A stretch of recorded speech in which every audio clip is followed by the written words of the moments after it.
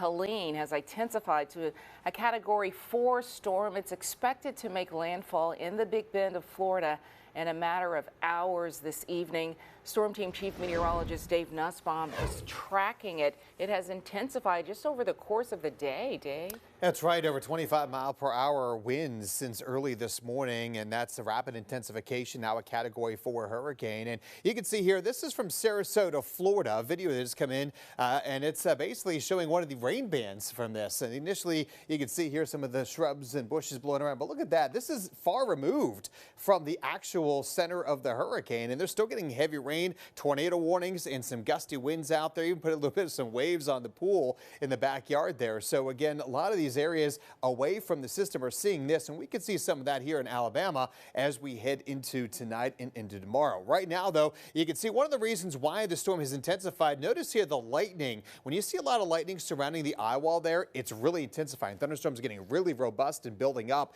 and so that allows it to strengthen, and that happened here, and that's why it went from a 3 to a 4 just in the last hour. Winds right now with Helene are at 130. It's moving quickly northeast at 23. Believe it or not, that's fast. Typically, they move about 15 to 17 miles per hour, so it's only a few hours away from landfall here as the pressure's down to 945 millibars. Landfall there again, maybe 8, 9 o'clock this evening near the Big Bend area of Florida to the east of Apalachicola. Then it lifts to the north. Still a hurricane, believe it or not, inland here near Albany, Georgia. 1 a.m. there, 105-mile-per-hour hurricane, 45-mile-per-hour tropical storm north of Atlanta. So as it moves over Atlanta, significant wind damage is expected and flooding rains, and including just maybe here along the edge of the Alabama-Georgia border. And then the storm's going to stall, get kind of mixed up with a low here over the Tennessee and River Valley, and that's going to allow us to see some clouds we get to the weekend. So what we're looking at in Alabama, maybe 2 to 5 inches of rain, mainly for just eastern Alabama. I'll break that down in a minute. Possible flooding in the same location, but all of us could see gusty winds around 30 miles per hour, maybe 45 over in the east, as the rain total is really the highest right along the Alabama-Georgia border and quickly decrease. Demopolis, Tuscaloosa may not see much of any rain at all with this system, so that's why you're not in a flood concern. There is a flood watch here from I-65 to the east here, but something we'll have to keep an eye on is those eastern counties. We could see maybe 2 to 5 inches of rain. That's where flash flooding could occur, and winds 30 to 45 miles per hour, not out of the question. Along here again, the I-65 counties, we're talking maybe a half an inch of rain at best. Some spots may pick up an inch. Flash flooding, really low chance of that happening, but winds could be gusting tomorrow 30 to 35 miles per hour, and then we go off to the west here, and that's where we have the lowest chance for rain, maybe a 1/10 of an inch there. Flash flooding not a concern, and winds can be gusting around 20 to 25 miles per hour. So with that in mind, the strongest winds will be in the red counties here with this tropical storm warning and wind advisory here, kind of the tan brown counties here, where wind gusts can be around 40 versus 50 miles per hour in those regions. Right now, a couple of quick showers moving through town. Yep, they're finally here. 71 degrees, but look at the winds, pretty light at 9 miles per hour. Notice those light rain showers coming into Birmingham. Steadier rain in the 60s to get to Anniston,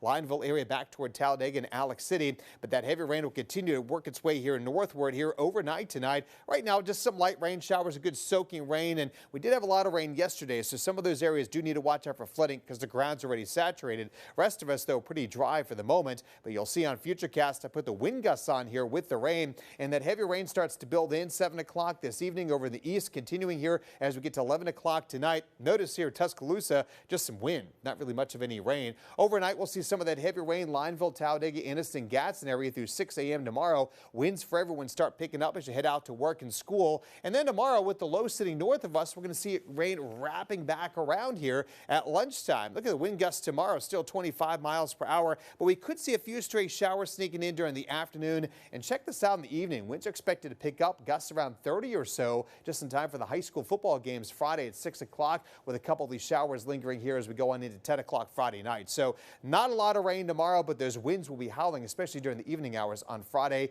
So that is why we do have that weather aware. Today and tonight for rain. Tomorrow, morning rain, but really windy conditions out there, 76 degrees. Drier, but can't rule out a stray shower Saturday for the Alabama-Auburn game. The threat's low, but it's still there. And temperatures back in the 80s next week with